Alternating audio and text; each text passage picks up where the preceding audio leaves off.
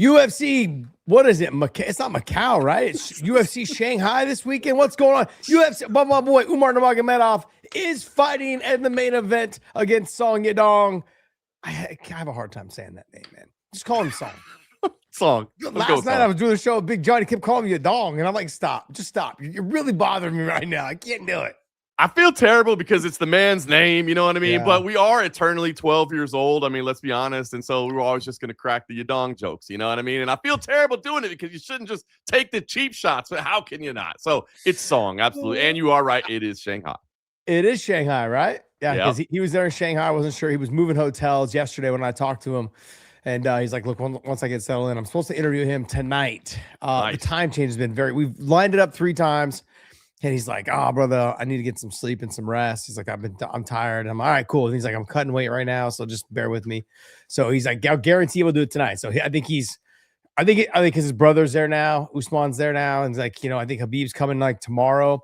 So I think for them, I think like now he's got his like a full camp and his full family there with him now. I think he's gonna feel a little more relaxed. Okay, look, I love it. The pressure's down. Got it. He's done the work. Absolutely. Well, listen, as fired as up as I am about that main event, I know you're going to want to talk about that. Let's also not forget the official UFC debut of Belal Hassan, former CFFC flyweight champion, is making his debut. And I'm loving it. I'm seeing all the social media that the UFC is giving him. Like, I guess I didn't realize. So he always comes out to Michael Jackson. He always has. He's a big Michael Jackson fan. So his entrance songs were always Michael Jackson. But I guess the fight day is actually Michael Jackson's birthday. So he's seeing like a little destiny there. He's signing the posters, wearing like the silver glove and everything. So this is a guy that us at CFFC for a long time felt was ready for the UFC. And he had that spectacular Dana White's Contender Series debut. And now he's making his UFC debut. And I love that the UFC is leaning into it and giving him some shine on social media. So as fired up as I am about the main event, of course, because that's meaningful and impactful in the division, I'm not going to lie. Obviously, the CFFC homer in me is super excited for Belal Hassan. I can't wait to see that. Maybe if he gets a big victory and shines out, I'll have to connect him with you to meet the kid because I think you'll like him a lot, man. He's a really, really good kid with I think a really, really bright future ahead of him. Yeah, I think tomorrow I got Basharat on. I think I was going to reach out to you and see if you have time tomorrow to get this interview in with me. I might be able to. There you go. Do a little get that interview in. For those of you guys that don't know, that are just joining us now, I did interview Darren Till. Great interview. If you guys wanted a chance, my boy right here, he missed out on it. And obviously it trickled down to me because he was able to like, hey, you want to hand it off to you? And I was like, my man J-Mo came through. I got you, bro. Through in the clinch. Bro, he is one of the best interviewers. One of the best people to interview, hands down. Agreed. Darren Till, I enjoyed his UFC career, man. Just the spotlight. He's always fun to talk to. And he's, Mike Perry, I think, is the king of capitalizing on what you've done after the UFC. But Darren Till's not that far behind it, man. He has done a really good job kind of building his platform outside, which is not easy to do outside of the UFC because they have the brightest spotlight. And he's done such a great job. But he is, man. I did get a chance to watch the interview. I was bummed I didn't get to catch up with him because I do like Darren Till a lot. But listen, man, I think you do a great job. It's just your conversation style. It's relaxed. You know what I mean? These guys, I know they respect you as a peer and they understand what you've done out there. So I think there's a certain level of comfort knowing that, like, hey, here's a guy that when he's talking to me, he understands exactly what I'm going through. So I think you deserve a lot of credit for it. But you're right. It was a great interview for anybody that didn't check it out, man. Darren Till, he's fun. Not an easy fight that he's got lined up. Not an easy fight, but a good one. He talked about his fight with Yoel Romero. He talked about the potential fight with Mike Perry. He talked about, I said, hey, would you consider Nate Diaz in boxing? He's like, yeah, Nate shouldn't fight MMA anymore anyways. And I was like, yeah, I kind of agree. And like, it was good. And the potential return to the UFC because he left on good terms with the UFC. They said, hey, I'm going to go off. I'm going to go do my thing. I got to fall in love with the sport again. But he's been falling in love with boxing and BKFC. And this is a huge, huge fight. If he does beat Yoel Romero, though, I mean, that opens up so many more doors for him. So many more doors because he is going. That to me it's a big step up, not just in competition, but Yoel's got something that not a lot of guys do. Like, he's got a granite chin. You can't move his head offline. Like, he's so thick and so powerful. I mean, he's so hard to deal with. Now, he is 49 years old. And he's like, look, I don't look at him as like he's 49. He's built like a 32-year-old or a 30-year-old, right? He's just a specimen. So he's got his own issues going on. But look, he had a lot to talk about it here. Here's a little soundbite for you guys. I don't think this is a fight with me and you all where you can talk shit. I think the fight speaks for itself. I've spoke a little bit of shit about UFC, as we all do, but I left on good terms with Dana and Hunter. Like, they let me out my contract fairly easily, because I told them, I just said, look guys, I said, my body's not right. You know, you see another guy from the same city as me, Paddy, look at the waves he's making. You know, he's got that energy. He's a good fighter, clearly. You know, he looks different. You know, he brings more eyes to the sport. I don't think Nate Diaz should fight MMA no more. I think it's past that. I think he doesn't take it as serious. I think it's in it for the money. I don't think, obviously, what Jake Paul's doing, it's commendable, but I don't think the MVP PFL deal is going to ever match the UFC. Are you crazy? Crazy or scared? One or the other.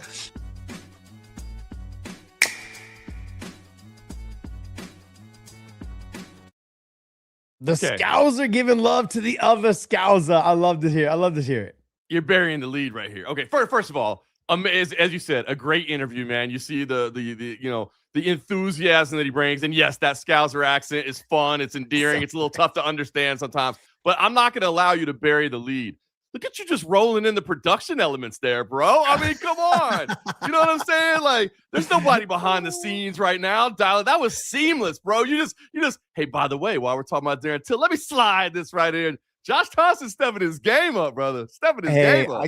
I can't take all the credit, man. I would say all that credit goes to Podcast Dave. He's been doing the edits and the clips. He uploads them, says, Josh, push the button. That's all you got to do, brother.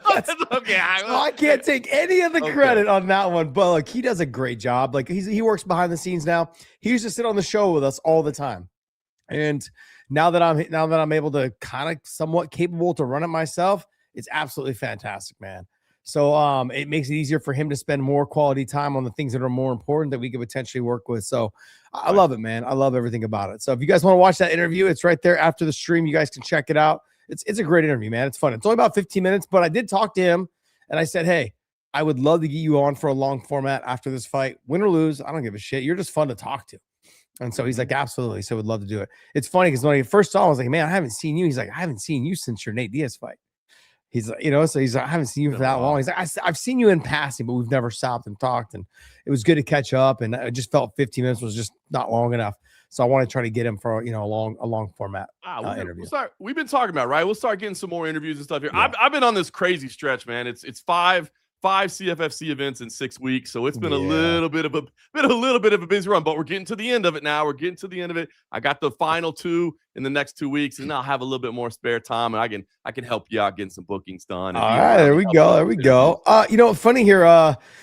Scott DeFree said, I'd like to see this show on Wednesdays to get J-Mo's Dana White Contender Series recaps. I will. So I got a couple of calls tomorrow that I got to make because we've got Bristol, Virginia coming up next week. But I've got some time. I would love to because, Josh, again, I know there's a lot of things to get to, but I am so fired up about tonight. Like, this week is great. I was so excited about what happened in Philly. Last week was great, but this week is awesome too because, yes, Bilal Hassan is fighting on Saturday in Shanghai, but tonight is a big one for us as well because Nick Galante, CFFC middleweight champion, he's competing tonight, gunning for his opportunity in the UFC. Big moment for him. So I'm really, really excited. Nick Galante has fought his entire career in CFFC, right? All the way from an amateur as a pro. So I've really watched this guy develop, and it just makes me so happy to see guys chasing the dream. So that's number one, right?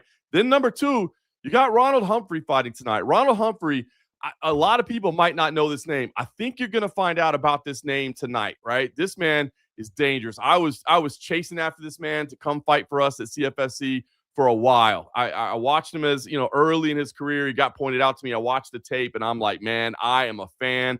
I want this dude to come fight for us. He fought for us once, had an amazing first-round knockout. Nothing but first-round knockouts for this man. Was scheduled to fight for the title here in a couple weeks, actually. We had the fight booked. We had it announced. We were ready to go. Tickets on sale. And he got the call to Dana White's Contender Series. So super excited for him. Got to shake his hand yesterday at the weigh-in. So those 2 athletes straight from the CFFC roster. And then, of course, Bellamir as well. And Bellamir, we never got her to compete for MMA for us. I really wanted Bella to compete.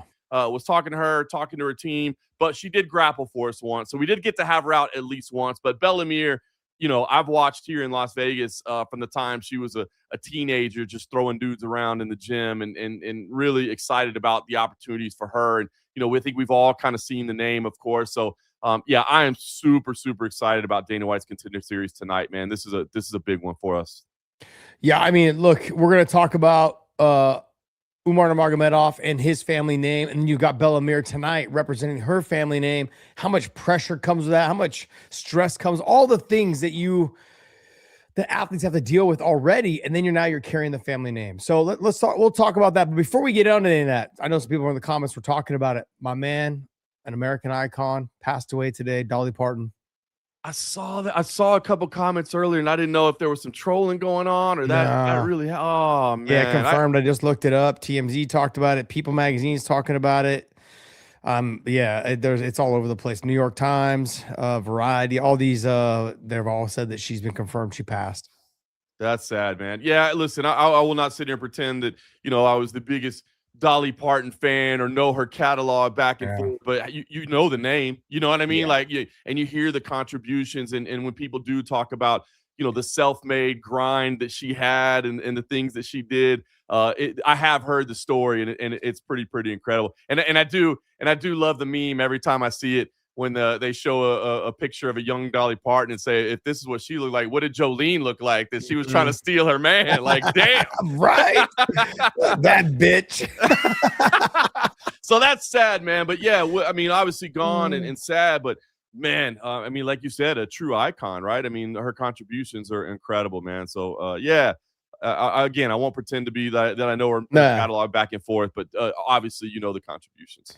Yeah, Jolene was one of those songs, man. I mean, a couple of people have remade it. What's up, Miley Cyrus? She remade it, and hers is awesome as well. I think it's one of the most remade songs ever, and it's such a damn good song. I don't remember anybody else doing a good job remaking it though, except for Miley Cyrus. By the way, Miley can sing. Bro, that girl can sing. She is fire. Like, I was never really a big Miley fan, obviously. I mean, like, not my era, not this, whatever it was, but her dad, I like some of his early stuff, and then he kind of got into this kind of like hip hop / like country swagger kind of thing. It was fun for a bit, but Miley Cyrus her vocals have just gotten so good, and that voice is so unique though. So she can do a little bit of everything, and I actually really do enjoy her remake of Jolene was definitely damn good, very good. So I love it. Let's talk about UFC Fight Night in Shanghai. You got Nurmagomedov versus Song. We'll just call him Song. Look, for me, like I said, I'm scheduled to interview him late tonight. He's got to be feeling the pressure. Like, broke his hand in the second round, or in the second round. I think it was second round in his fight. He was winning the fight with the Merab. You know, I had him dominating the fight in the first 2 rounds, breaks his hand. And after that, you could tell he just wasn't the same. We couldn't tell if it was cardio. We couldn't tell. Everyone kept saying, oh, his cardio is trash. Well, when you have a hand injury like that, a lot of things start piling up on you. You can't do the things you want to do. Mentally, it gets to you. He's got to work through that. It's not easy, man. The same thing happened to me when I fought Benson Henderson, tore all the ligaments in my thumb, broke my thumb and my wrist, bones in my wrist and in my thumb in multiple places. It frustrates you because you can't grab. There's certain things you can't do, and that you're just come naturally to you, and you got to be very cautious and careful about it. That being said, I talk more right now about the pressure of his last name, the Nurmagomedov name, how much pressure that puts on him to get to a title. His brother, Usman, is a champion in the PFL. He's defended his title from Bellator to PFL, I think 8 times now. 8 times. So that, and then you got Khabib being the champion, Islam being a multiple division champion. He is the only one out of that group right now that is not a champion. And he's had his shot and he came up short. How, like, Javier, when I talked to him when I interviewed him, he goes, he's feeling the pressure. And I've got to tell you personally, when I reached out to him before his last fight, I said, hey, you want to do an interview? And he's like, brother, I need to focus on this fight. Wow. Something he would never, like, normally be like, yeah, brother, for you, of course. Right. This means like he's putting the pressure on himself. Is that backfire on him? I don't know. I don't know. I've never seen him in this type of situation. I've never seen him be this way. So I don't know. Such a tricky thing, right? And obviously, from experience, and we've watched it for you. I mean, this sport is so mental. The psychological aspect of it is far greater than I think anybody realizes sometimes. And so that can go, I think, one of two ways, right? Like, on the one hand, I respect it, right? Like, he understands the importance of the moment. It's like, hey, brother, I'd like to do your interview, but like, I really, really need to just be focusing on me. But then there's the other side of it too, where it's like, well, wait a minute. Shouldn't you just keep the routine like normal? Shouldn't you try to keep your head in other, you know what I mean? Like, let's just keep this thing. Let's not build this up to be bigger than it is, right? Because that's one of the things that you're constantly trying to teach people, right? Is early in their career, like, hey, don't make this bigger than it is. Don't make it. It's that weird balance, right? Like, the focus needs to be as high as it can, and you need to be dialed in, but also all the time around it, don't let it get too big in your mind. Like, understand it's just the training that you do. You're prepared. You're ready for this. So it's tough, man. And you talk about the weight of the name, and I feel like it's different, right? It's different for the Nurmagomedov name, right? Because I feel like it's more than just in the sporting world. It's more than just, well, you look at like two brothers and one of them does really good, and then the little brother comes in 3 years later and they're trying to live up to their big brother in high school, and the athletic, and it's hard, right? Because the path is in place. But I feel like for Umar, it's not just you got to go undefeated or you got to be a champion. It's like, I mean, Khabib is like a cultural icon in many ways. You know what I mean? So he's like a shining example to a culture of people. So it's like, you're not just living up to, hey, let's just make sure that you keep your record impressive and be a UFC champion. It's like, you have to conduct yourself in a certain way, and you have to say things in a certain way. You have to handle yourself in many ways. So I think it is a lot, man. It is a lot for him. So this is a big moment, man. Yeah, he was doing an interview. I think it was in because he was speaking Russian, so it must have been in Russia. But it said, "I'm not Khabib, and I never will be." I think it's not just the last name, but the comparisons, like you just said, with the bigger brother or the younger brother always being compared to him. How much pressure is it that he's getting? Like, his brother has defended his title 8 times. Habib defended his title multiple times. Islam now is a 2-division champion. He hasn't won his title yet. The relief it'll all be lifted off his shoulders once he wins it. If he can get there, he's got to get past Song Yadong first. But the comparisons, the endless comparisons of, you're Habib's cousin, it's the last name. Like, Habib did this, Habib did that. He is not him. They don't fight anything alike. Nothing alike. Habib doesn't fight like Usman, doesn't fight like Islam, doesn't fight like Umar. None of them fight like Habib. None of them fight like each other. Right. None of them, they're all different. They're all so different on how they fight. So strange that people can keep trying to compare them to Habib. You know what's funny is, and throw Islam in that mix too, even though I know it's not the Nurmagomedov name, but just the team. It is wild, right? Because everybody talks about Father's Plan, and obviously but Father's Plan was not a blueprint of just, you have to fight this way. You know what I mean? Like, there is only one. That you know what? I don't think people talk about that enough. I hadn't even really stopped to consider it that often. Look at the level of success they have and realize that it's not that, hey, they all implemented the same. It's like the early days of MMA when nobody other than in Brazil knew jiu-jitsu. And so if you knew jiu-jitsu really well, you were going to destroy everybody. It's not that. It's not like they found some secret component of how to win mixed martial arts fights. They just all maximize who they are as athletes. The comparison I can make is, if it was Father's Plan just to continue doing what Habib was doing, they would have ended up like the Gracies, where they all just tried to be just jiu-jitsu only, and that shit didn't work after everyone kind of grew onto it.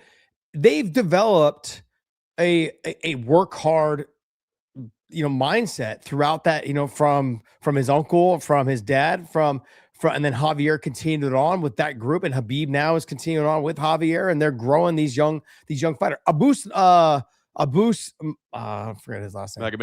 Magomedov. Yeah, he is really, really good. Really good stand-up, good take. Is it Magomedov? No, I didn't know which direction you're going. Not a boost. Maybe it is a boost. Is it?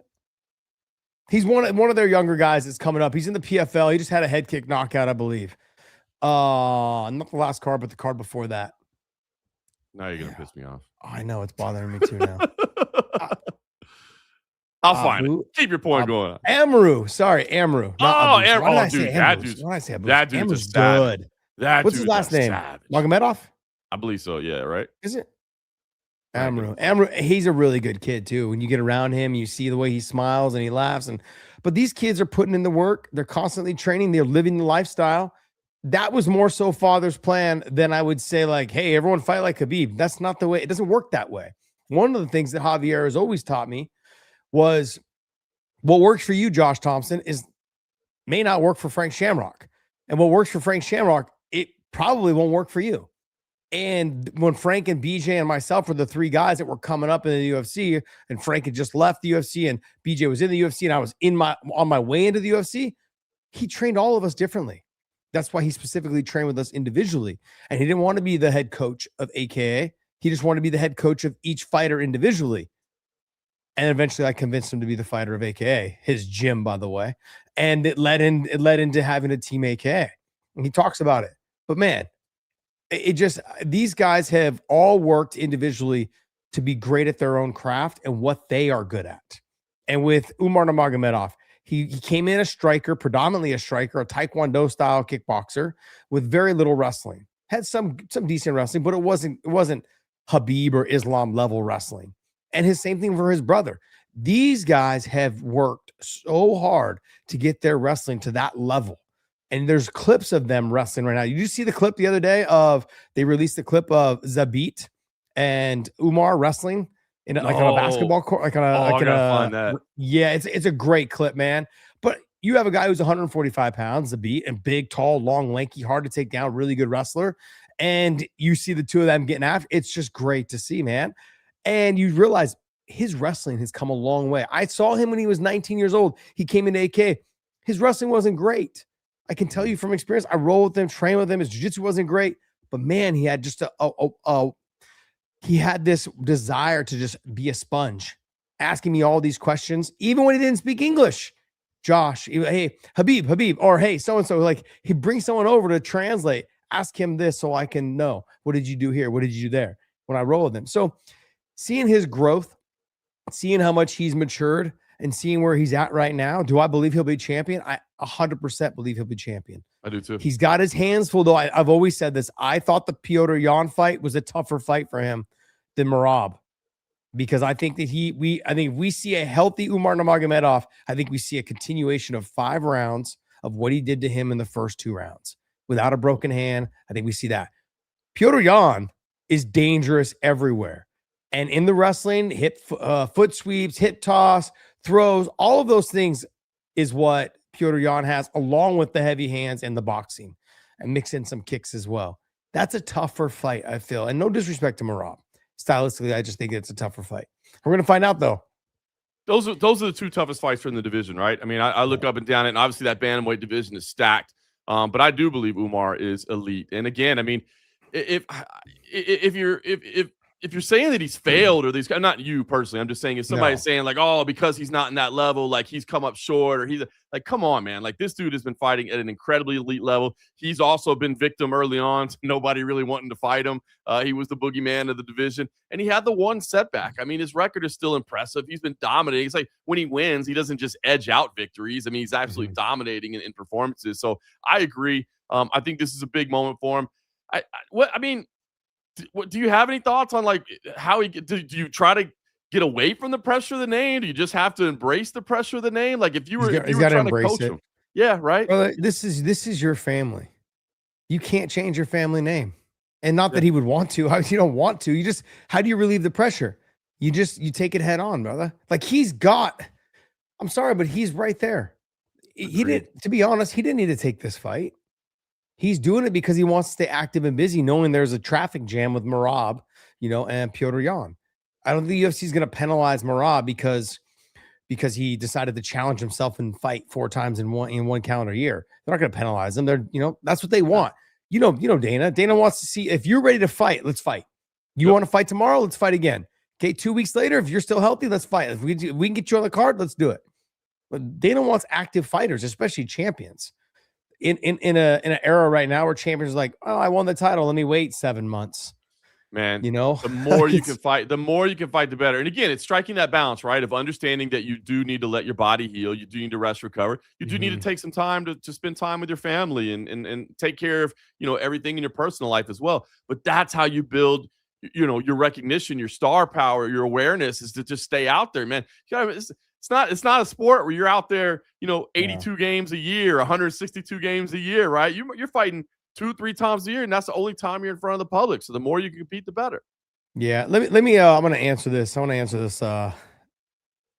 Strength and honor. Look, I want to let you know, okay? It says they use IVs and Khabib was a weight bully, couldn't make lightweight, but never fought at welterweight. Let me just say this. Almost everybody used IVs until they made them illegal. And you can now test for IVs because there's little plastic particles that release inside the IV bag that the commission can test for. So nobody really uses IVs anymore. That's why they extended. When they got rid of the IVs, they extended to 36 hours in terms of time of recovery. I was in those meetings with the California Commission, talking with Andy Foster. Forrest Griffin was there. Who's the golden goose? Nowitzki. Who's the golden snitch? What was his name? I said Dirk Nowitzki. Sorry, that's a Dallas guy. Jeff Nowitzki. Sorry, Jeff Nowitzki. Dirk Nowitzki. Sorry, bro. Dallas born and bred, baby. You know what I mean? Like, it just jumped in there, man. So, yeah, to say that they're all on IVs, they're not. You can't be now. I mean, if you're getting tested at all, you're going to test positive, especially right after you make weight. It won't be out of your system within a 24-hour period because you got to piss. They usually drug test you after the weigh-ins or the morning of the fight. Normally, it's right after the weigh-ins. They say after you make weight, go pee. You get a little bit of water in you, and you got to hang out there until you can pee. So that being said, and him being a weight bully, if you can make the weight, that's not a weight bully. You still make the weight. He missed weight a couple times. Well, I'm not going to call him a weight bully. If you can make the weight, that's the way it is. Until they find another way, everybody's going to do it. RDR, is he a weight bully? No, because you don't call him a weight bully because he lost? He's fighting at 205 now. He's fought at heavyweight. All these guys. So let's look past that and let's just go ahead and say he was one of the great ones. Let's keep it at that. Umar has got his hands full though with Song Yadong. Song Yadong, fighting in China. This is home territory, I guess you could say. And even though he lives in California, but he's spent a lot of time. He obviously. I just think this is a very tough fight for Umar. No matter how good I think he is, when you're in this top 5 of guys, Song Yadong brings power. He brings speed, and we saw with the Henry Cejudo fight, he got takedown defense. He is not going to be an easy guy to hold down or take down because of his speed. And if you make a mistake, he will capitalize with his punching power. Agreed. I mean, Song Yadong, look, the experience that he brings to the table, and again, he does still seem to be getting better. And as you said, yeah, he doesn't live in China anymore, but man, that crowd is going to be fully behind him. He's going to be energized, feeling the love, getting the hero treatment there. And again, he's still a young guy. I mean, you look at the record and how long he's been around, and you'd be like, well, maybe, he's starting to fade a little bit. No, like he's just starting to enter his athletic prime, which is crazy to think about. So this is a challenge, but for all the time that we sit here giving respect and giving praise and saying that we believe Umar Nurmagomedov is an elite level athlete, he's got to go out there and prove it. Hey, there you go. You see what I'm saying? Devil. It was great. It was. And listen, I realize that you did not actually edit the package together. I am aware of that. I didn't anticipate. But I'm saying, I saw some people out there thinking that like, oh yeah, no, I know you didn't edit the piece, but the way you just bam, like you slid it in. There was no like, hang on, let me find it real quick. Let me throw it in there. You were like, and now we go to the clip, and it just rolled right in. And I was like, oh, that was smooth. That was smooth. Well, on our platform, we've got a little thing where you can upload the video first, and then you can just hit it to go in. But it's meant for like things that you plan on replaying more, like the commercial for Element and things like that. Right. When I got to share the screen, the sound, and the and all that stuff, you got to line it up. It's a little bit of a pain in the ass. But so now you know. So if you preload the elements and record, elements. Sorry, look at that. We got a plug there. If the video elements, then you can just play it to them. So I don't know, something to think about. I'm working on it, man. I'm just saying, it was smooth. It was I mean, it was just so smooth. It was so smooth. It was smooth. But look, like I said, Podcast Dave makes it all easy for me. I know he likes it. I got to give him some shine, man. I got to give him some shine because he deserves it. I mean, look, he's been with me since day one. And let me just tell this story real quick because I've told it a couple of times. I'm not sure if you heard it. I literally was doing a podcast with somebody else. Guy asked me to do it. I didn't start the show with him. He had his own show, and he goes, "Hey, will you come on as a guest?" I'm like, "Yeah." So he came to my gym. We filmed the podcast. Literally, like, I don't know, a couple 2 weeks later, he goes, "Hey, you want to do it again?" I'm like, "Yeah, sure, whatever." I was getting ready I was in a fight camp, and I was at my gym all the time because I just opened my gym, and I was, I did it again. Every week he starts asking me, "You want to do it again?" I'm like, "Look, we're 4 months, we're like 2 months in, like 8 times I've done this." And I'm like, and then I started talking to my buddy that ran a radio station, Sammy. His name was Sammy, and then we called it Sammy and the Punk, was how the podcast originally started. I remember that. And Podcast Dave was the producer for the guy that kept asking me to do the show over and over. And I finally just hit him up, and I'm all, "Hey," I said, "Dave, I've got a buddy who runs, the radio stations here, like major radio stations in the Bay Area. I mean, him and I were talking about doing a podcast. We need a producer. Will you join on?" And he's like, "Yeah, sure, let's do it." And so that's how we became friends, and that's how we built it up. And this dude's been with me through thick and thin. So I love him, man. Our kids are friends. His wife is amazing. Like, I mean, he's a little sus every once in a while, but it's, he's got a great family. We've pretty much grown up together. So back in the business. That's awesome, man. I love it. So, fast forward 8 years. This guy, like this, fast forward 8 years. You're my best man at my wedding. This is true. That's amazing. It fucking made me cry. I did a speech and I was like, "Woo." Yeah. Fucking asshole. I got emotional. Talking about him, man, because it wasn't easy. It wasn't easy. That's awesome. Yeah, he's a good dude though. He's good. All right, so how does Song get it done? What are the chances he can get it done? How does he get it done? Listen, it's not going to be easy, right? You know what I mean? It's not going to be easy, but all the things that you talked about, man, the speed, the striking, the takedown defense, all those things have to be there, man. He's got to go out there and he's got to execute. I think if he's at 100%, if he's at 100% and is able to execute at 100%, he has the tools to get this done. I'm not picking him in this fight. I'm going to be honest with you. I'm picking Umar Nurmagomedov in this fight. But I do think I think he's got to hurt him. I don't think he can try to outpoint him over the course of 5 rounds. I think he's got to hurt Umar, in my personal opinion. Yeah, he can't leave himself. Umar's got to fight him all the way out or all the way in. He's got to be either wrestling on the legs, take away the power, or he's going to be all the way out, hitting him with the side kicks and the long jabs and those type of things. He can't afford to get into that boxing range and fight him right there because I think the power and the speed of Song Yadong is going to be too much for him. It's going to be one of those you cannot afford to make a mistake. You've got to fight. You got to fight to your game plan, stick with your game plan, and make adjustments in between rounds the best you possibly can. I think Umar just got to be smart about it. It's a very tough fight for him. Very tough fight. It is indeed, man. I like Umar in this fight, but like I said, as I was talking about earlier, right before you so rightfully pointed out Podcast Day, though, this is, like I said, we laid all this praise down and we said everything, but he's got to go out there and prove it. This is an opportunity to prove that, like, I am not only at the top of the division, I am at the very, very top of the division. If you could go out there and dominate somebody like Song, now you're talking. Now you start sending some message to the critics that, look, if you go out there and just absolutely wax this dude, it's like, come on, title shot next. Let's go. Well, here's my question, though. Does the UFC, or does he wait? Does Umar wait? If he beats Song, like, does he wait? Because he's already got to win over Batista. He's got to win over Corey Sandhagen. There's no one left for him to fight except for Sean O'Malley. Does he need a finish, though, too, of Song Yadong to get a title shot? Because O'Malley's like basically telling everyone that he's going to wait around until he gets his title shot. But Merab's up next. So how long are you going to wait? Like, are you going to have to wait for Sean O'Malley to get his shot? Or are you going to have to wait, or can you leapfrog Sean? Look, for me, obviously I'm extremely biased, but I would understand if the UFC said, "Hey, Sean O'Malley needs to go first," because they've been trying to push that card for a while, right? But I also believe that if you have the last name Nurmagomedov, that over a long period of time, if he is your champion, is going to, I think, will help your promotion more so than any of the guys that are ahead of of him. I think it comes down to timing, right? Because like it's going to really, where is the fight going to take place, right? Because if you're looking at both, like let's say Peter Yan is like, yo, man, this Abu Dhabi card sure looking good to me. You don't bring Sean O'Malley to Abu Dhabi, you know what I mean? Like you do Umar Nurmagomedov out there. So I think that's because. But to go back to your first question, I do think it has to be like if it's not a spectacular finish, you don't even get to have the discussion of jumping in front of Sean O'Malley. I mean, Sean O'Malley. He's already ahead of O'Malley, though. That's the problem.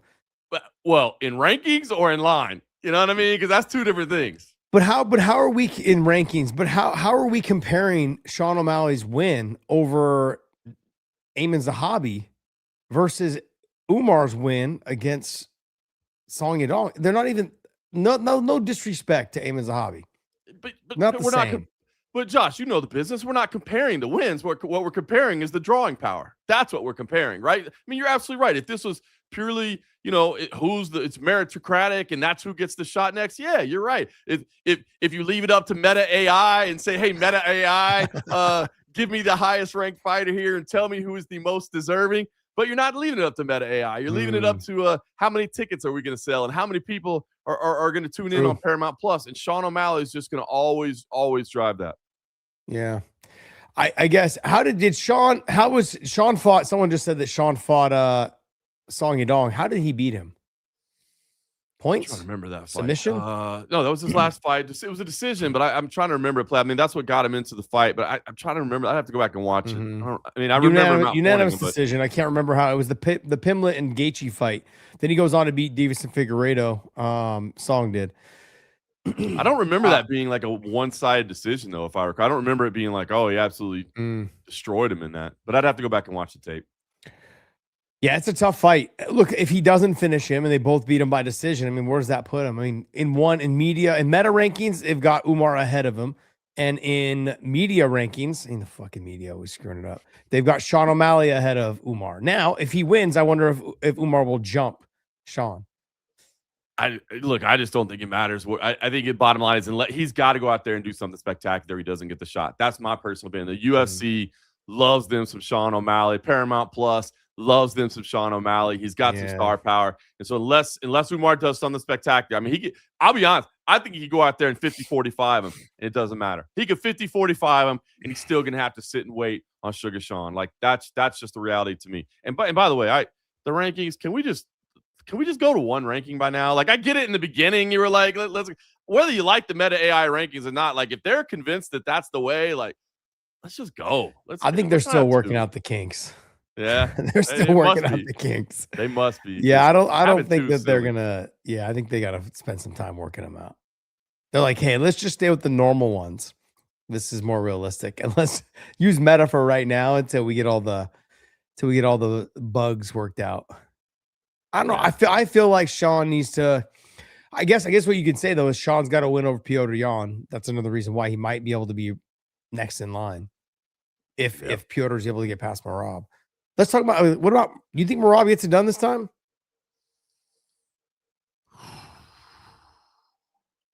Bro, it's tough. That version of Petr Yan, dude, I don't know, man. Yeah. That dude is good. Like that honestly, that performance, I think, changed my whole perspective on him. Not that I didn't have respect for him. I did, but maybe just his perspective at this point, because I was, it just changed my whole perspective. That dude is unbelievable. And look, when I'm looking at like for who Umar to fight, Petr Yan's a tougher fight for him than I think Merab is. Petr Yan's a tougher fight for him than Sean O'Malley is. So in an unbiased way, or in a bias, I should say more in a biased way, I'm like, kind of hope Petr Yan loses. but that's a fight that I would love to see Petr Yan and Umar fight for the title. So I guess, let me ask you this. This is what I think is going to happen. If Merab wins, they use Umar. If Petr Yan wins, they use Sean O'Malley. I'm with you on that one. I actually agree with you on that one, right? I agree with you on that one, because if Merab wins, Merab and O'Malley, it's that fight. That fight's always that fight. To me, in my personal opinion, that fight is always the exact fight we saw. I mean, Sean can land. Sean can land something. You start every round on the feet, and you'll have moments. But to me, just that matchup, styles make fights. And so I actually agree with that 100%. And I think that's the discussions they would be having in the matchmaker meeting as well. It's like, hey, we could put this fight back together, but do any of us feel that it goes any differently, or should we maybe bring in the fresh matchup? So in that perspective, I agree with you. So yeah, I guess if you're an Umar fan, then you need to be a Merab fan too. Yeah, pretty much. Yeah, I think look, this fight's gonna happen this weekend. We'll get to talk about it afterwards as well. But yeah, what do you think about the rest of the card? I think I'm watching Bilal Hassan. That's what I think about. No, listen, I mean, Yan Xiaonan, obviously, you got Kaya Sakura on there, which I'm always going to sign up for a Kaya Sakura fight. I know he hasn't necessarily had the results, I guess, that everybody may have expected for him, but I'm still down to see Kaya Sakura fight. Alex Perez is on there. He's always a little bit snake bit. So, I mean, listen, this one is not one that I'm going to be watching live. Just given the time, it's a crazy time. So I won't be checking it out, but I'll definitely be catching up on the replay. And again, I'll be dialed in for what time does it air? Sure. I believe so you're after me a little bit, but I believe, double checking that, I believe it starts at midnight my time, so 2 a.m. your time is the first prelim of the night. So I'm just watching the main card at like 9 a.m. probably. Yeah, I'll be watching maybe the replay. 7 a.m. With 2 a.m. my time. It's tough, man. I will say, hey, I do want to give a shout out. There is a fight on there too. Cam Nelson.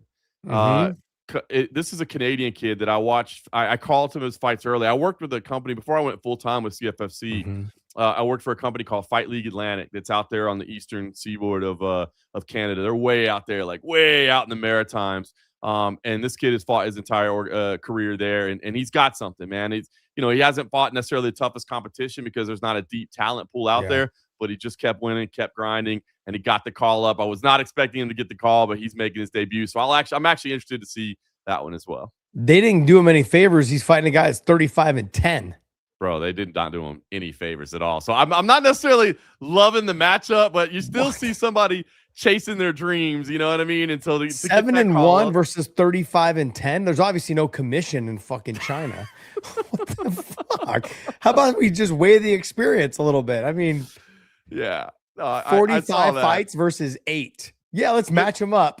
I mean, but you think about this kid, right? He's been fighting out there in the Maritimes in Canada, and he gets the call not only to go to the UFC, but by the way, grab the passport. We're flying you out to Shanghai. I mean, that's just cool, right? Because that is, I think, an underrated part. Well, not an underrated part, but I get a cool part of it, right? It's like, as a fighter, it's like traveling the world. You know what I mean? Like getting out of your home nation. Like somebody's paying you to see someplace else. And yeah, you got stuff to do. It's not like you're taking tours while you're over there and going sightseeing, but you are getting to see some places, I mean, me personally, dude, the sport of mixed martial arts, I have seen the globe because of the sport of MMA. Yeah. I would never have done that. You know what I mean? As a kid growing up in DeSoto, Texas, I remember UFC Moscow, like walking around Red Square. I did make it a point to I had some time and I went down to Red Square, and normally, I'm just like working. I was like, nah. I was like, take a few minutes. And I did remember having like a moment and calling back home to my parents and being like, from little old DeSoto, Texas,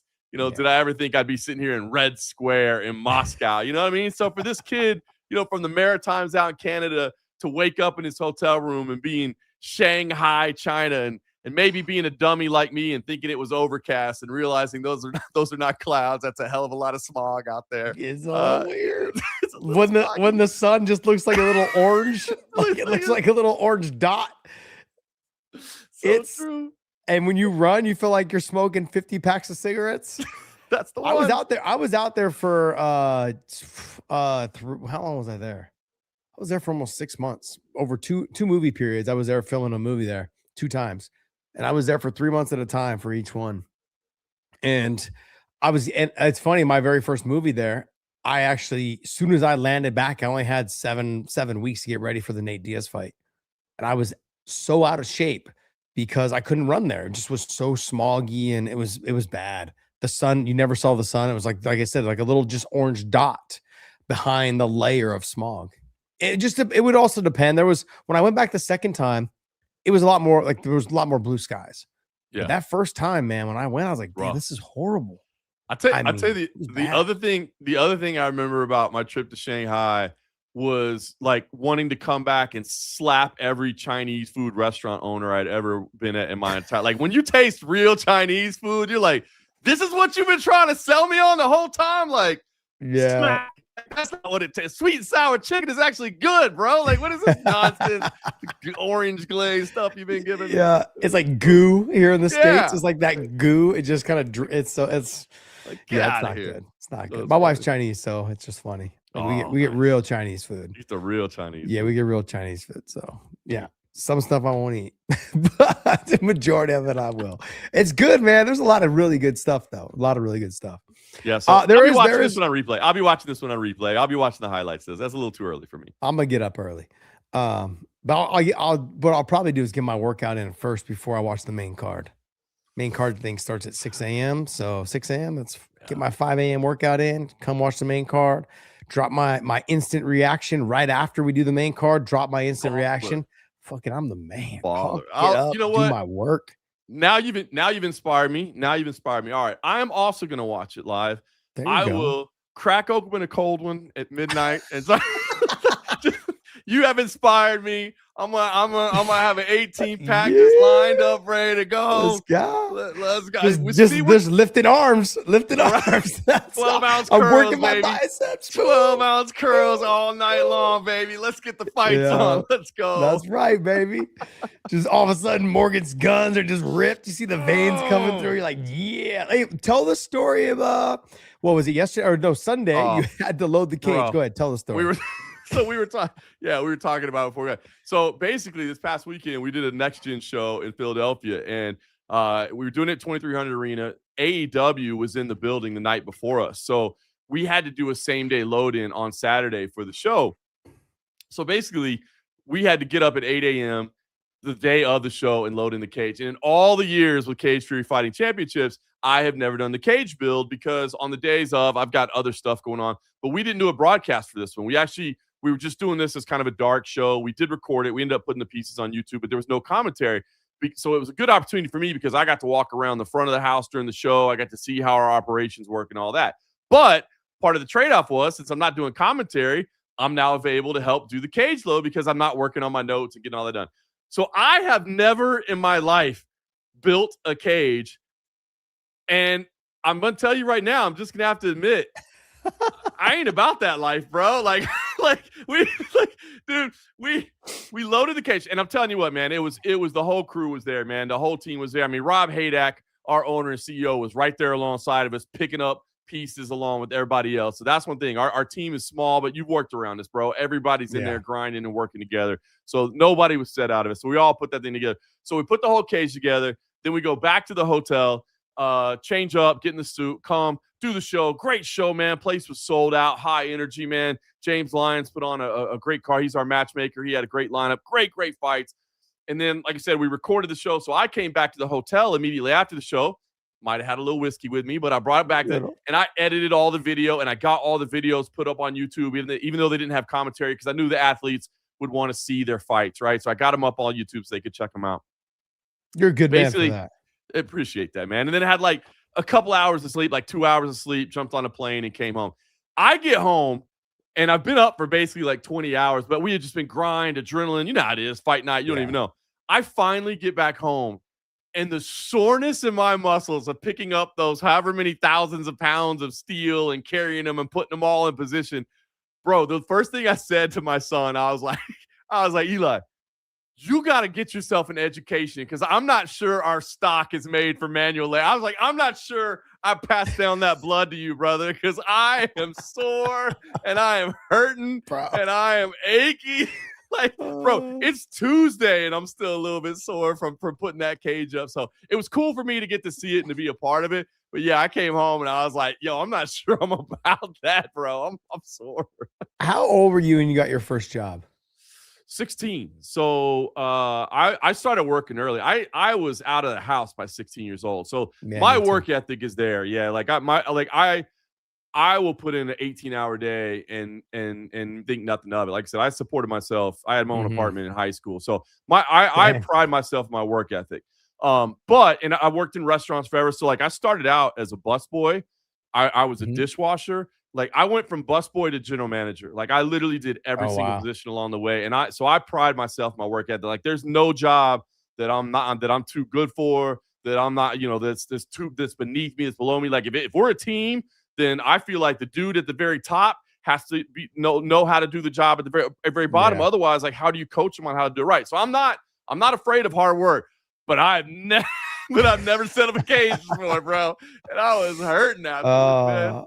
Yeah, it's funny. You and I were talking off air before this, and you were telling me that story. I was like, that's why you got to share that story with everyone. But very similar. Like for me, my very first like legit job, I was 12 years old. I used to walk a mile and a half in the snow, both ways, uphill both ways. I would walk a mile and a half, sometimes in the snow, because I worked at a trap and skeet range where I'd load the clay pigeons. And I'd push the button when they said pull. But I mean, it would be out there snowing because they had tournament season during that time. And so I was living in Idaho at the time. I was 12 years old.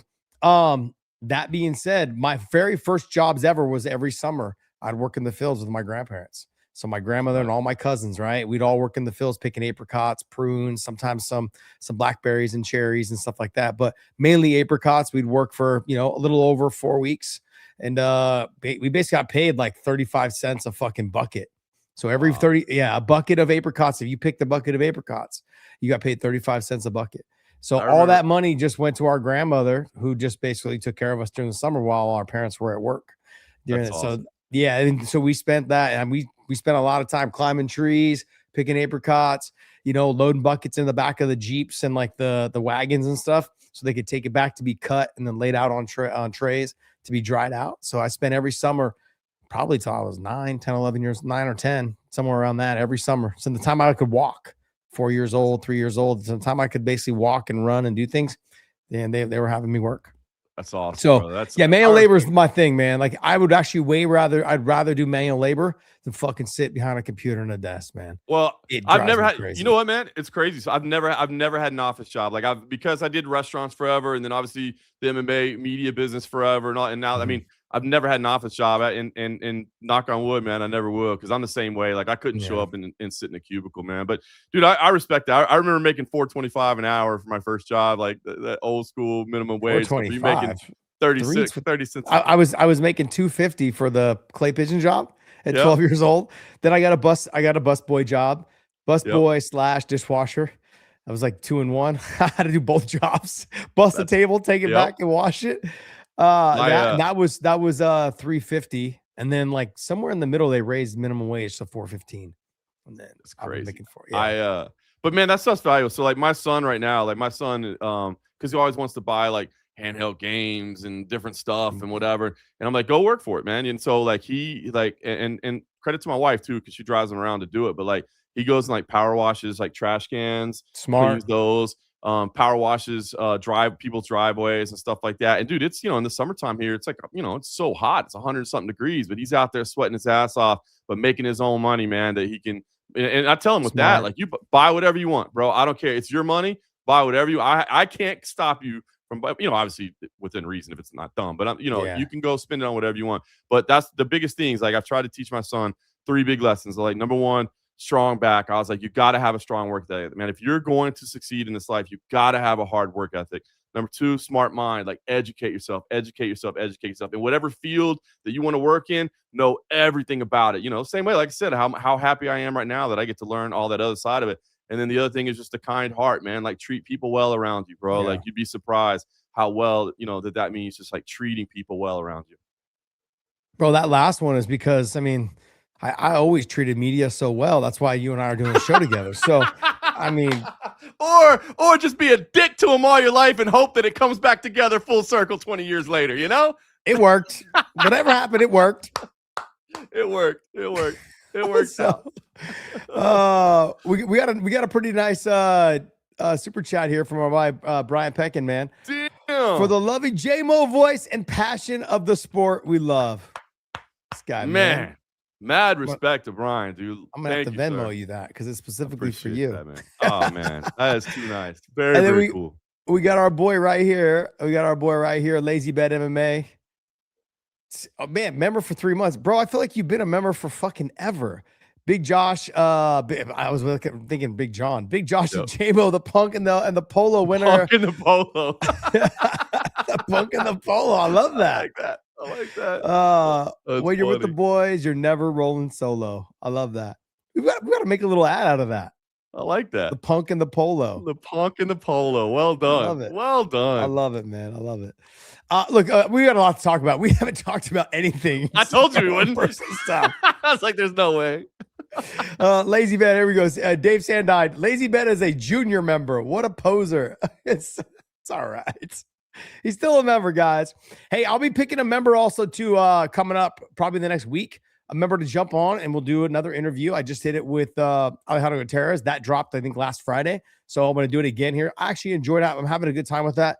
So it's just the hardest part is lining up times because I'm home free and all day, and you guys are probably at your jobs. And so it's very hard to try to get it done during the day.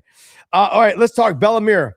She is a minus 3,800 favor. That's huge. That's probably the biggest ever in this sport. Yeah, I think if I remember right, Bilal ended up being the biggest favorite. But I think I saw somebody say she's the biggest female favorite in the history of Dana White's Contender Series. But maybe that was before it escalated even where it is. Listen, she is damn good.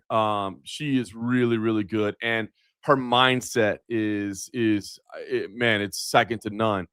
She has wanted this forever. You know, I remember talking to her dad and years ago about this, and it's not like this was a thing where like Frank was trying to push this on her or encourage her to do it. You know what I mean? Quite the opposite. You know, it was like, no, you know, he didn't want her to do this. It was like, hey, I sacrificed my body so that you don't have to do this. But she was like, no, I want to go do that. I'm sure, you know, you remember her showing up and being in her dad's corner at Bellator. And I mean, look, she has wanted this life forever, and she has put in the work. She is trained forever at the highest level. She's at insane level training part. Obviously, she's had access to the absolute best instructors and training partners throughout her entire life growing up in Vegas. Then she did collegiate wrestling as well, was a standout there. I mean, she is just an A++ athlete. But these are mixed martial arts contests. You know what I mean? So, and again, look, she's competed in the Apex. She's done UFC BJJ. You know, granted, it's a little different now. They've added the seating and it looks a little different. But I mean, she's been in these big arenas. So, I guess you worry, does she freeze up? To me, she is the total package. She is 1,000,000% ready for this opportunity, but you still got to go out there and get it done. Yeah. You could be the best wrestler in the world. It's going to be very difficult to get a win in MMA. Doesn't matter. Because like, wrestlers turn into white belts just like jiu-jitsu guys turn into white belts and you start getting punched in the face.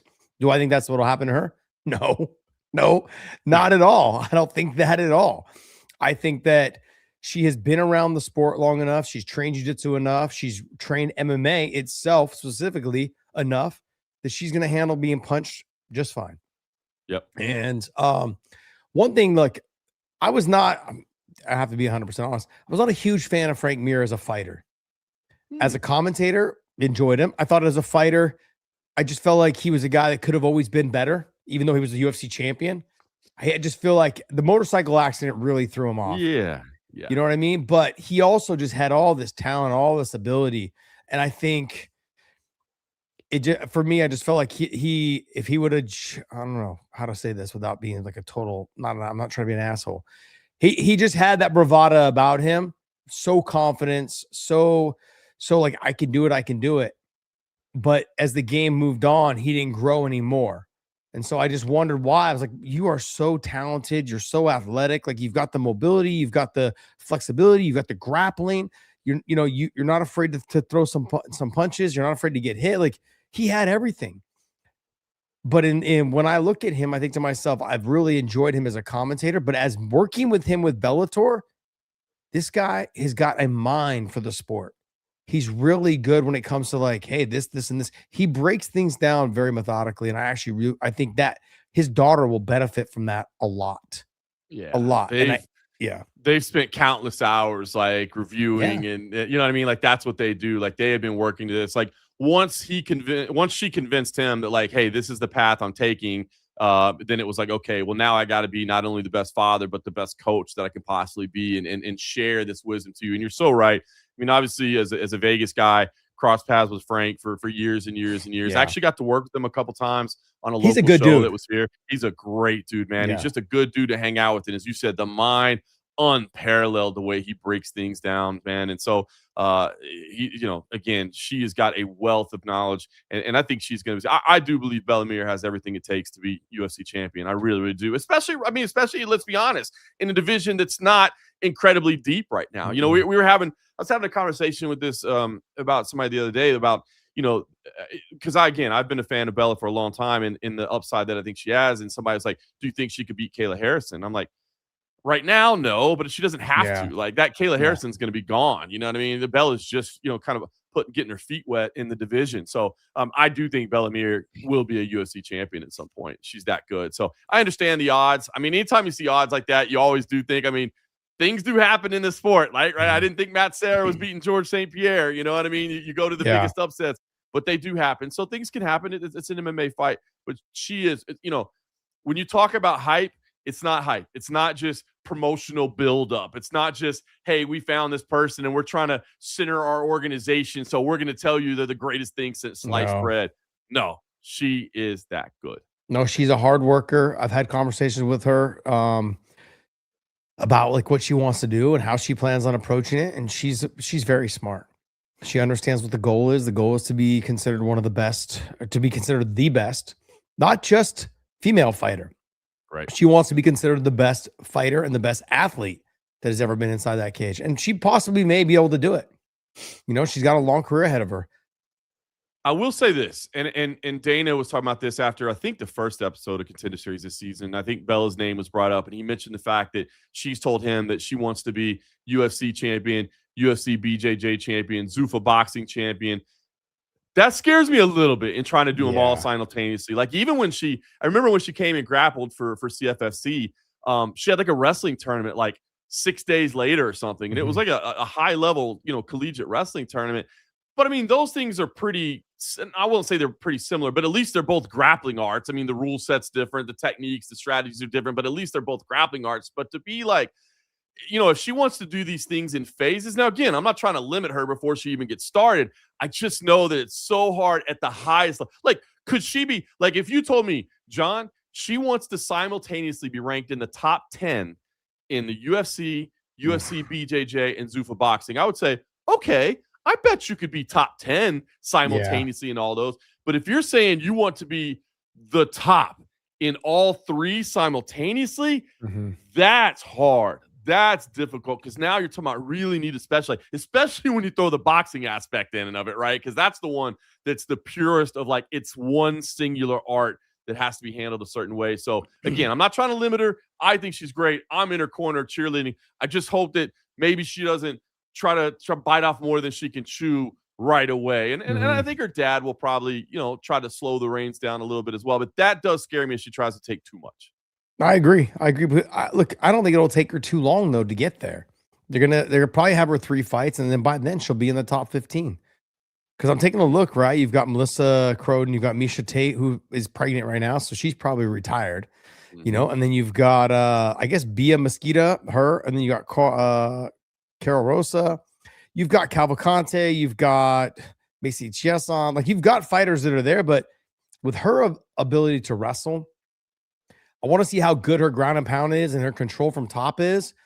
She can do some nasty work, and then chasing the submissions. How good is her grappling? I've seen her rolling and grappling a little bit, but I haven't seen like attacks and submissions. I've just seen control. I haven't seen that. So there's a lot of fighters for her to fight. She got to work through, but look, you get all that to Jocelyn Edwards, Raquel Pennington. I haven't seen her fight in a while. Juliana Pena, haven't seen her fight in a while. But it's going to be a while before she gets to them. It's going to be at least 2-3 years. I'd say 2 years.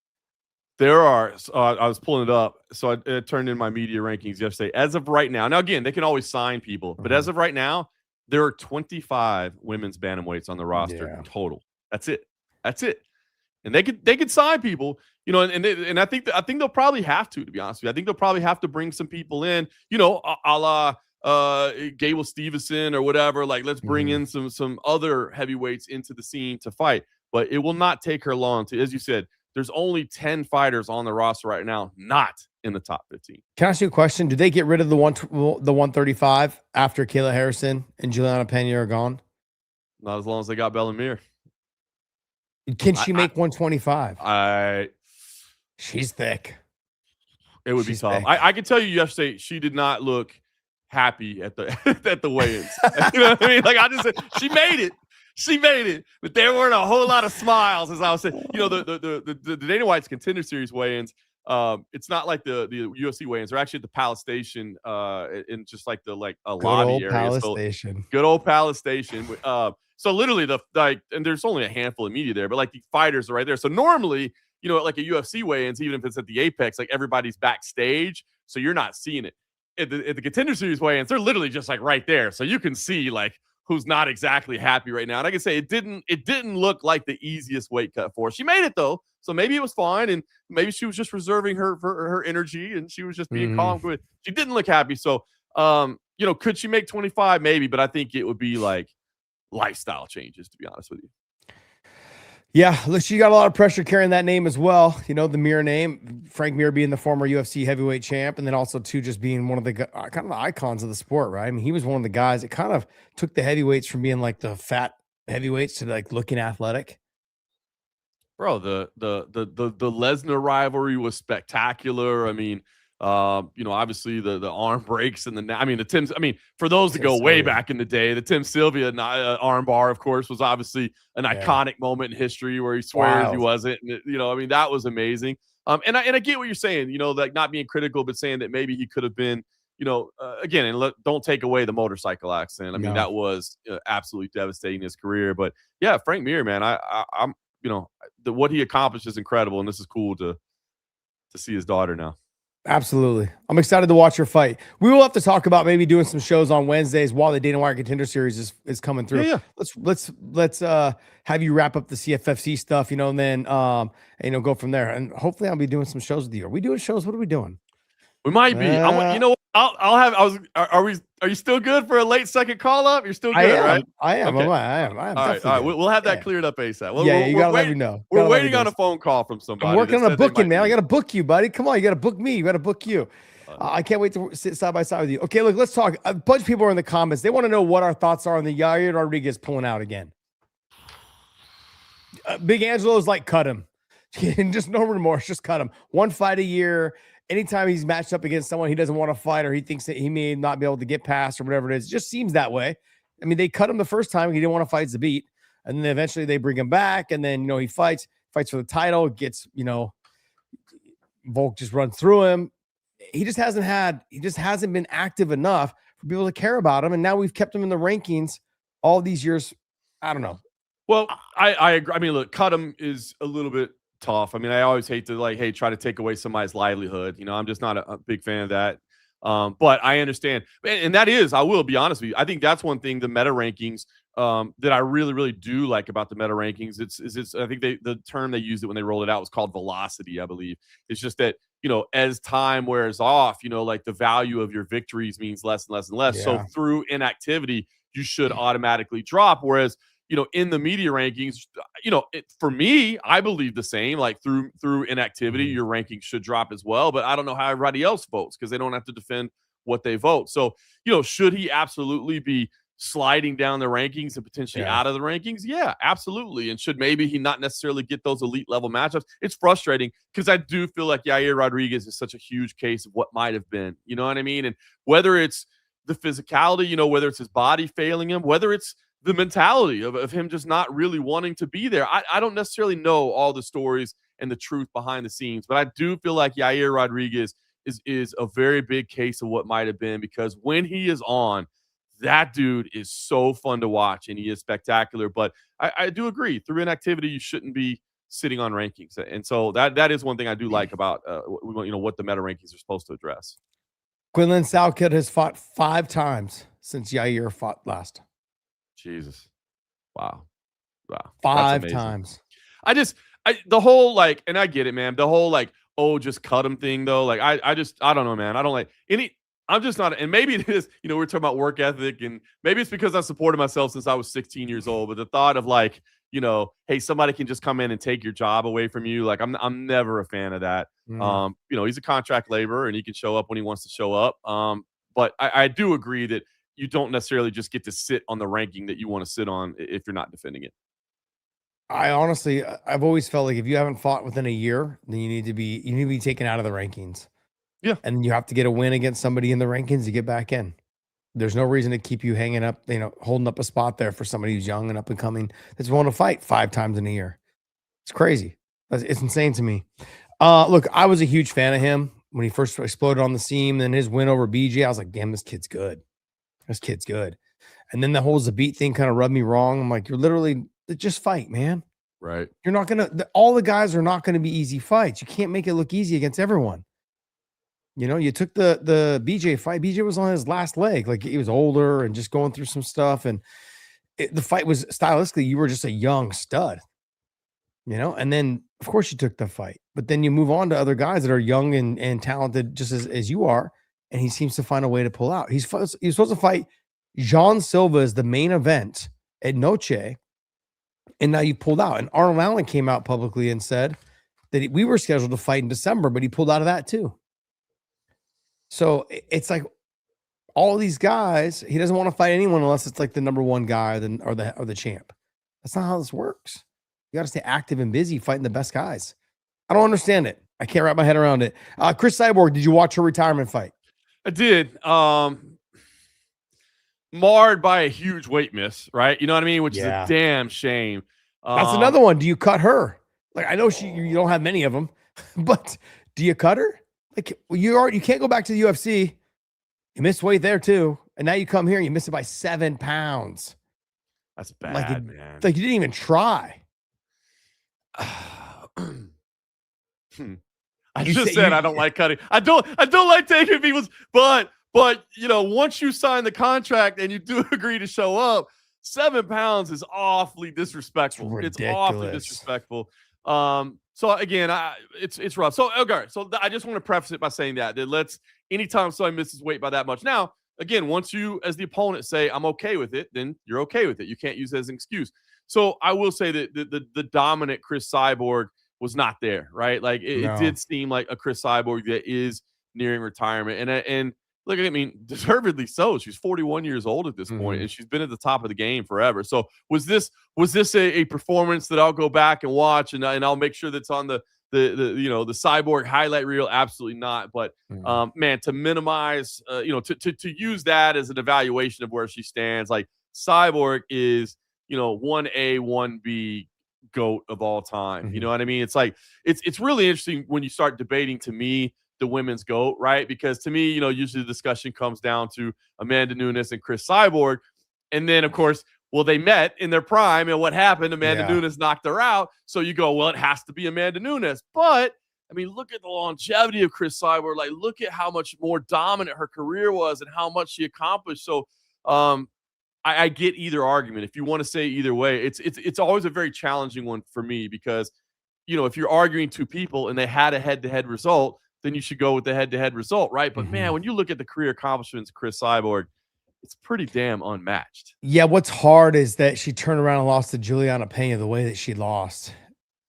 That's the hard part, because if you were to put Juliana and Chris, that fight wouldn't even been close. Agreed. So it's hard, but also too, you're like, she's riding on cloud 9. I've knocked out Chris Cyborg. Everyone thought she was unstoppable, and she was for over 10 years.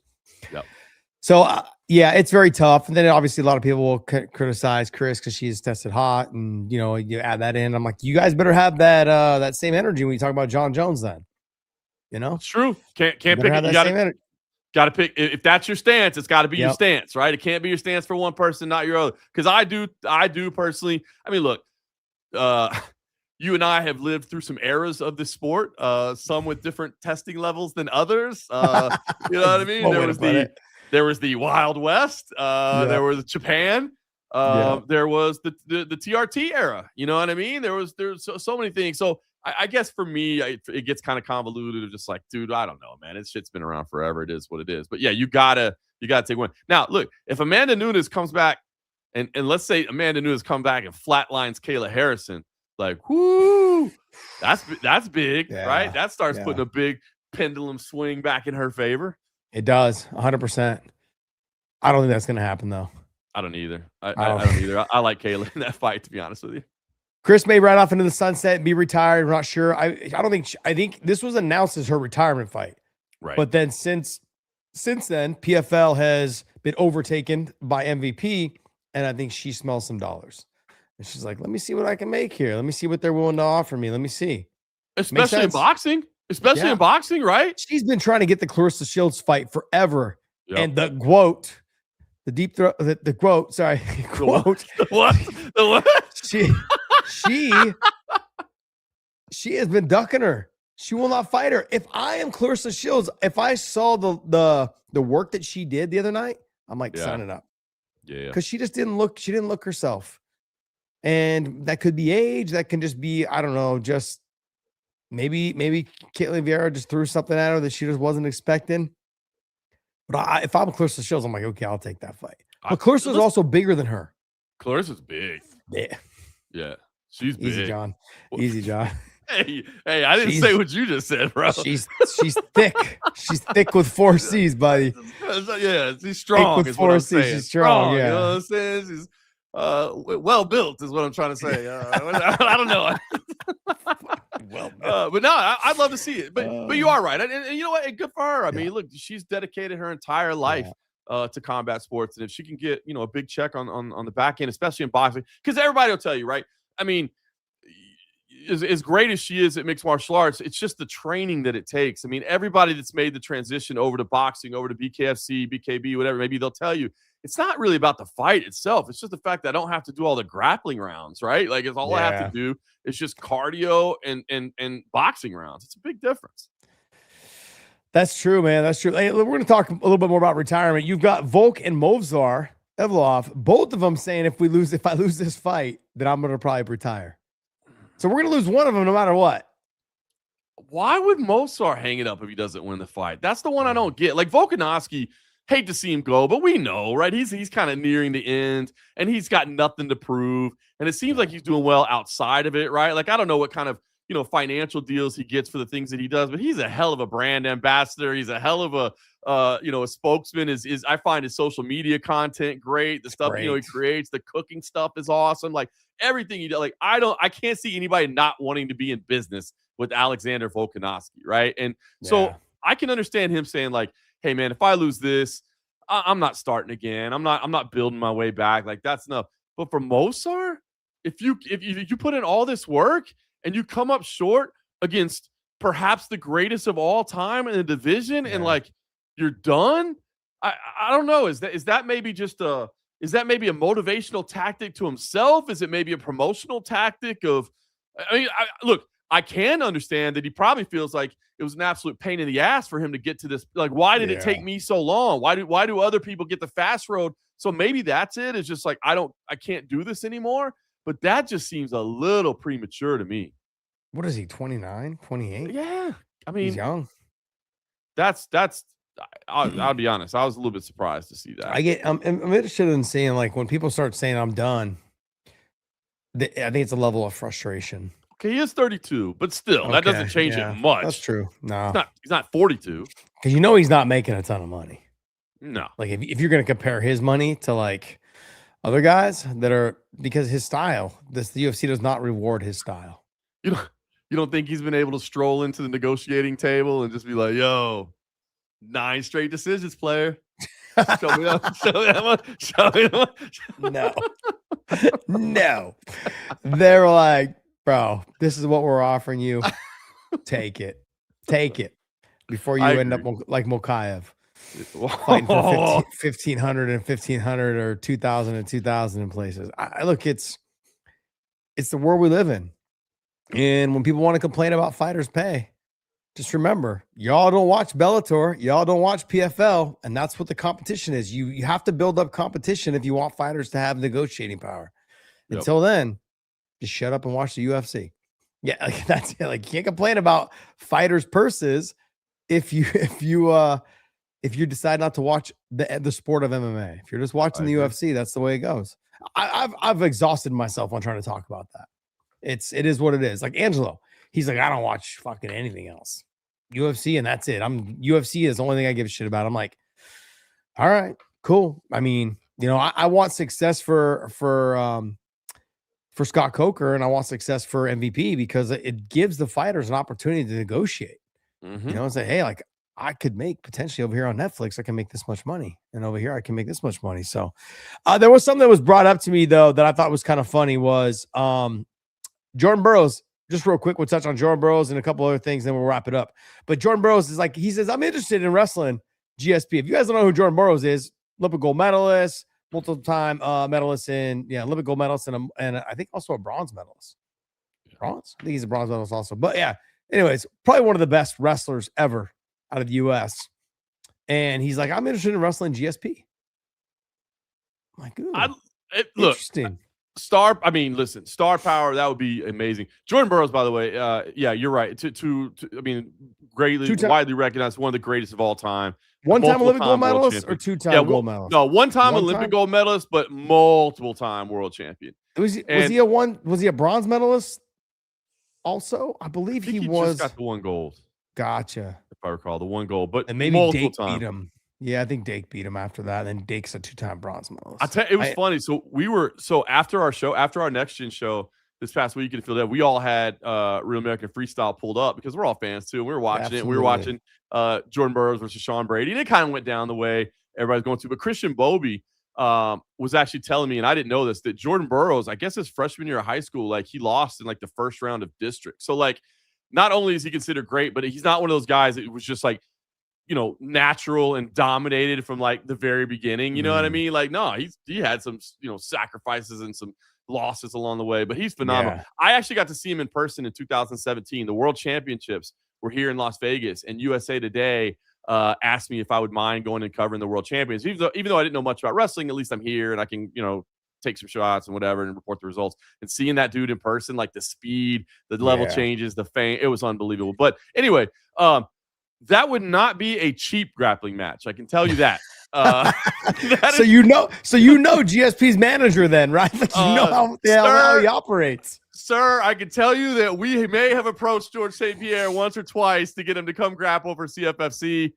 There were some discussions. So, and listen, Jordan Burroughs does not just do it for the love of the game either. You know what I'm saying? So I would love to see it. It would have to be on a platform where they capitalize. I would certainly give the edge to Jordan Burroughs. I mean, that's the fun thing about these matchups is like the names that they bring together. But I think that is one thing that Real American Freestyle has to figure out, right? Is that like, it's not like these are competitive. Like they're fun. You're like, oh, I can't believe what I'm seeing right now. It's like the whole time leading in to Floyd Mayweather versus Conor McGregor. I kept telling everybody, like, guys, this is not competitive. Like, it's crazy, and let's enjoy the circus, but it's not competitive. Yeah. And then they got in there on fight night. The whole time, I'm just like, And then they got in there on fight night, and I still knew it wasn't going to be competitive, but as a fan, I'm like, my mind's blown. I'm like, I can't process what I'm seeing right now. Like, this is insane. And so I think that's what we're seeing with Real American Freestyle in some of these matchups is like, if you're going with the lifelong wrestler against the mixed martial artist, like we know what the result of the matchup's going to be. But would I still like to see them both get out there? Like I would. I don't think it'd be competitive. And that's the problem is like for the amount of money that you would have to pay those two to do it, to not get, like if you get Merab Cejudo 1 where you're like crazy, oh my God, I've never seen back and forth like this, but I just don't think you would, Brian Peckin hit us again with another super, says, for Josh putting his body on the line for the sport we love and the endless entertainment fights. Been a fan of UFC since I first saw Dan Severn. Man, you have to have been a hardcore fan to go through his fights. I never swayed. He did not have the most exciting fights, but man, he was awesome though. He's a good dude. Super good dude. Absolutely a great dude. Look at Brian, bro. Brian is either a straight baller or he stole somebody's credit card today. One of the two. But hey, I respect it. If he's coming up on it, he's spreading it around a little bit. Way to go, Brian. I appreciate That's you. Hilarious. Does Max deserve to be able to call his own shots? Is that a question? The hell? Yes, who asked that? Yes, he is. Max Holloway deserves it. Come on, man. Yeah, absolutely. That dude deserves any fight he wants, any weight division he wants. If he says, I want to sit down for 38 months and then I'm coming back and, whatever he wants to do, Max Holloway has earned that right, man. Whatever he wants to do. Has he earned the title shot? He's got to win over the champ, the current champ. He's got a knockout win over the current champ. That's where it gets sticky. This goes back to the Merab and Sean O'Malley and Umar situation, right? Yep. Sean O'Malley's got to win over Petr Yan, and if Petr Yan wins against Merab, then you put him in there. If Merab wins, you put Umar in there. Where do you put him at? Where do you put Max at? He's got to win over Justin Gaethje. So is the question, does Max Holloway deserve to say, Arman Tsarukyan, appreciate you, but I need you to wait just a little bit longer because it's my time right now? Is that the question? Well, it's fluffy coming up, right? And then Justin's already said he's not fighting until next year. So I don't know. And the other thing too, I think we all can agree that Usman Nurmagomedov is going to end up in the UFC. Yes. So there's a firm belief that he's going to end up in the UFC. Is that what the smile from Dana White when his name is brought up? Is that what that means? Is that no, I think just waiting for the exclusive negotiation rights period to end so we can get this contract signed. Can't say anything about it for about 72 more days. And then but he's like, talk to me on June 15th. Yeah, he's got the date on the calendar. At noon. Yeah, at noon Eastern. 12:02 is when that contract expires. Then ask me the question again, and we will revisit this. Now, listen, I'll be honest with you. Under any circumstances whatsoever, I do, and that's no disrespect to Arman Tsarukyan, because I feel like Arman and Mosar, I mean, Mosar less because Arman at least had his opportunity and had to pull out of the opportunity, right? So whether you put that on his own blame or not, Mosar didn't have that. But so I compare them both as like two guys that were getting looked over, but at least he had his first. But I'm going to be honest with you. If Max Holloway says, sorry, brother, I know you guys have had this tentative agreement in place, but I'm stepping in here and taking this shot. It's Max Holloway. He does. Yeah. And I mean, no disrespect to Arman Tsarukyan, because I like the guy. I think his personality is shining. I think he's fun. I think his fighting style is exciting. I like everything about him, but the legend, there's great fighters, and then there's legends. And Max Holloway is legend status. And you tip your cap to the legend, right? And you just say, yeah, my bad. Step on. Hey, does somebody want to Donnie does dishes? Someone want to tell him? Somebody want to tell him? What's up? Bro, they just fought. We don't want to run it back. Yeah. Yeah. They just fought one fight ago. I thought you were going to tell us like something's going on with Charles. I was like, somebody want to tell him? Someone want to tell Donnie does dishes? That was literally like one fight ago, basically. We don't need to go back to that. And that wasn't, and there was nothing about that fight that shouted out that I want to see it again right away. You know what I mean? Nope. I'm good. Yeah. I'm good. Do I think he deserves a title shot? I really think Arman deserves it. I agree. That's no disrespect to him whatsoever. But I do. Here's the thing. I really would like to see him welcome in Usman, or I would like to see him fight Paddy Pimblett. The reason why I say Paddy is because Paddy's the biggest name right now, I feel like, in that division. Justin's huge because of the win and what he did at the White House. That's big. But everyone knows Justin, right? Like Justin's going to be huge no matter what. But Paddy right now is developing that star power that we haven't seen since kind of the Ospejeda and the Conor McGregor, kind of that feel. He's getting that. And I think with with a big name fight, like someone like a Max, if he can get past Max, that catapults him even more. And also Max deserves the big fights. There's not a bigger name in it outside of the champion. Yeah. Than Paddy Pimblett. I think you make a great point, because to me, honestly, like Max Holloway, Justin Gaethje, like the storyline, the history there, like it makes a lot of sense. The problem is, in theory, both guys could walk away after that, right? Regardless of the result. And you don't want that, right? You always, I guess to share the pro wrestling, like you want to pass the rub onto somebody else. You got to put that shine on somebody else. You want somebody to stick around. I mean, when a weight division, when a title just disappears and nobody really benefits out of it from the next generation, you kind of left with asterisks. So on the one hand, I think that fight would be amazing and the storyline is great between it. But I kind of like what you're saying is like interject Paddy Pimblett, interject Arman Tsarukyan, so that, if those guys do win, they're still around and you're keeping it going. Yeah, it's tough, man. It's tough. Speaking of people that are talking about sticking around, Islam Makhachev talks about, he's like, I could see myself fighting 3 more times. It makes sense. There's 3 more fights available for him. And the 3 fights are Carlos Pratis, Shavkat, and then Michael Morales. Those are the 3. Look, if Shavkat doesn't come back, Sean Brady. If Sean Brady can stay in that mix. Am I right or am I wrong? Dude, I'm just trying to get him through those 3 fights. Whoo.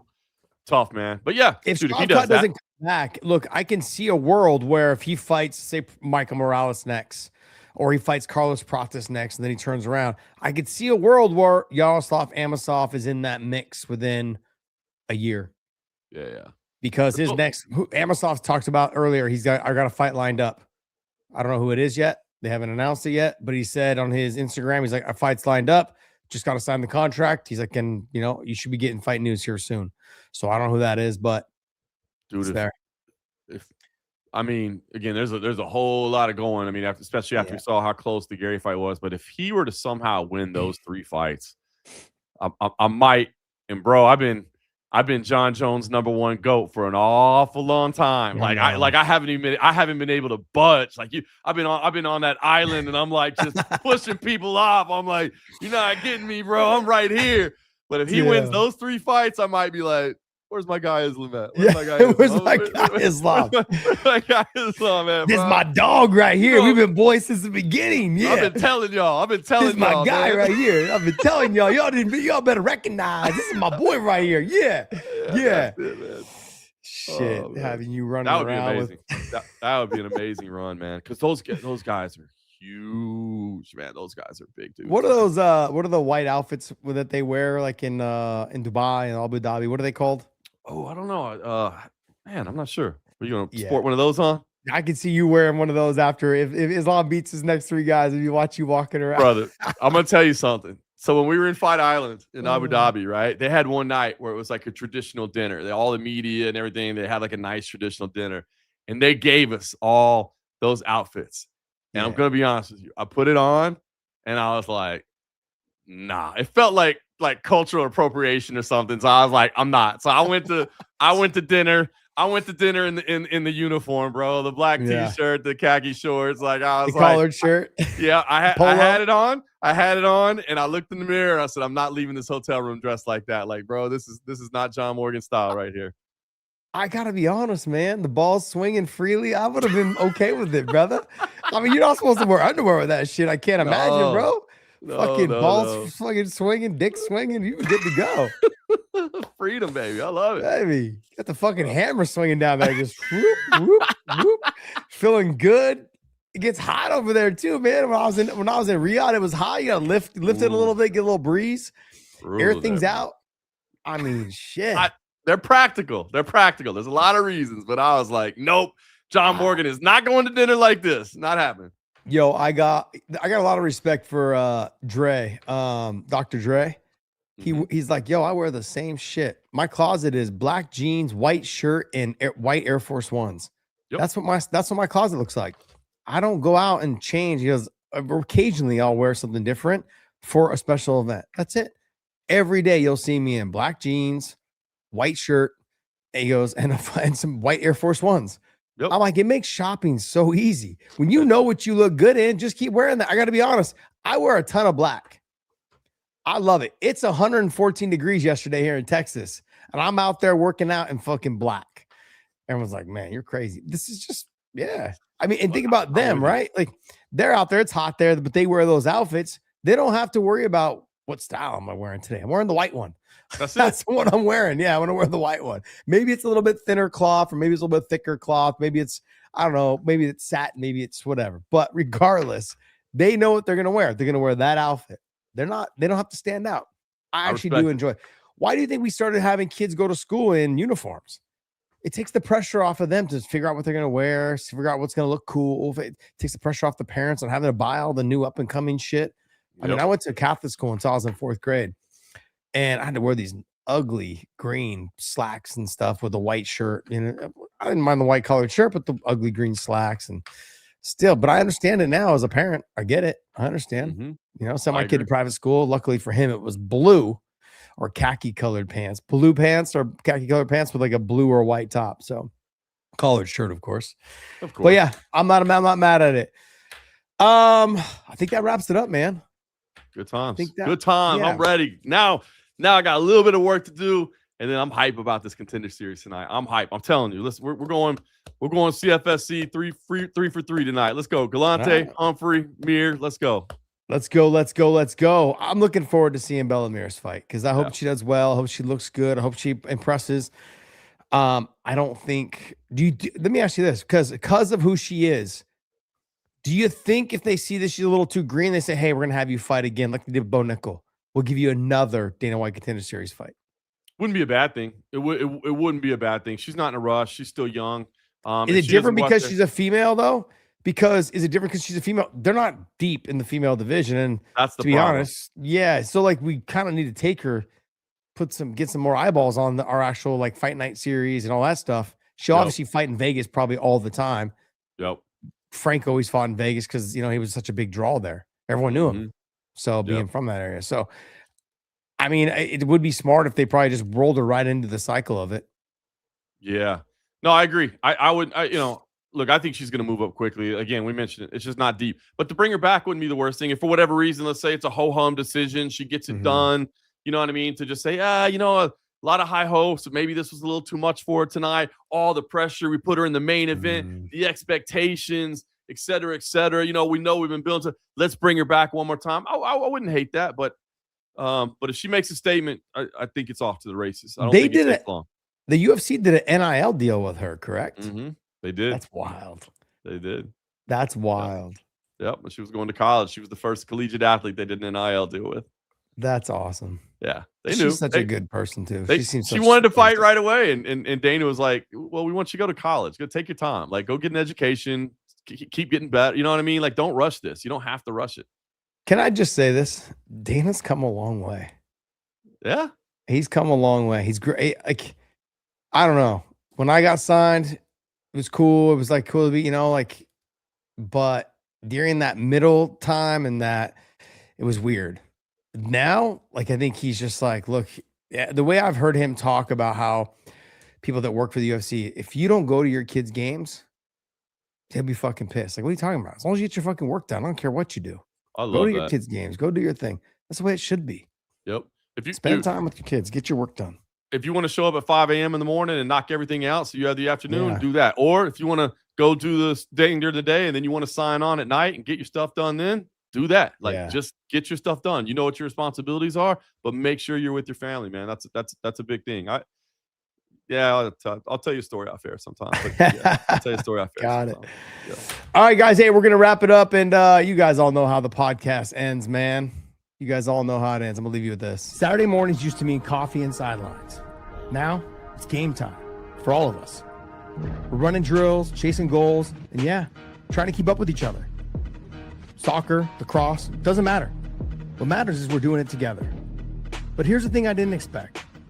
Training with your kids, it hits different. You sweat more, you push harder. If you're not careful, you could burn yourself out. That's why I started bringing Element. No sugar, no junk, just electrolytes. Sodium, potassium, magnesium. So you can stay sharp, stay moving, and stay in the game. Because when your kids look over and say, "Come on, Dad, keep up," you don't want to sit this one out. You want to be right there with them. Hydration isn't just about performance. It's about showing up. For them, for yourself, for moments like this. Element. Stay salty. Brian Pickin,